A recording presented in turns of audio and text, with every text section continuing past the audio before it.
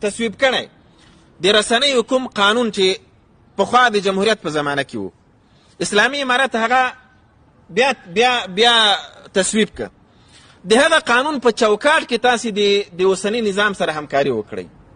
موږ نه وایو چې تاسو د نظام صفت وکړئ، موږ نه وایو چې تاسو نظام ته تبلیغات وکړئ، لیکن کوم قانون چې تاسو ته درکول شوی د دې قانون په چوکاټ کې تاسو خپل فعالیت وکړئ. د دې قانون دوه برخې دي ورونو. یو دا ده چې په سیاسي برخه کې به تاسې څه ډول نشرات کوئ. ګورئ د ژورنالیزم اصول دي، نړیوال اصول دي چې افواهات به نه خپروئ.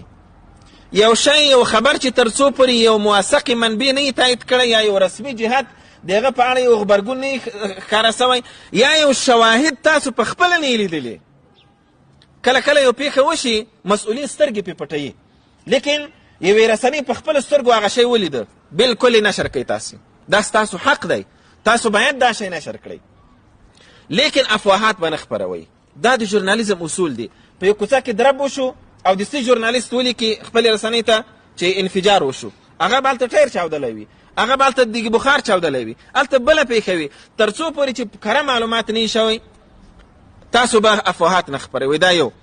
دویم دا ده چې د نظام د ماهیت مخالفت به نه کوئ. دا ګورئ د دنیا اصول دي. په نظام کې چې کوم نواقص دي د دې ټولو تاسو اجازه لرئ چې تاسو دا افشا کړئ، لیکن د نظام ماهیت چیلنج کول چې دا نظام موږ نه منو، موږ بیرته دیموکراسي غربي دیموکراسي غواړو، دا نظام موږ نه منو، موږ بیرته هغه ازادي غواړو، هغه فحاشي غواړو، دا نظام موږ نه منو، موږ بیرته همغه استعمار او همغه اشغال امریکایي اشغال غواړو. دا شی په ټوله دنیا کې ژورنالیزم کې د دې اجازه نشته. دا شی به مراعات کوو په ګډه باندې. په اجتماعي مسایلو کې هغه شیان د قانون رسنۍ 45مه ماده کې 8 بندونه دي، هغه شیان چې باید نشر نشي زه مختصر دوه ټکو کې درته بیانوم. هغه شیان چې د اسلام له اصولو سره ټکر دي دا به نه نشروئ.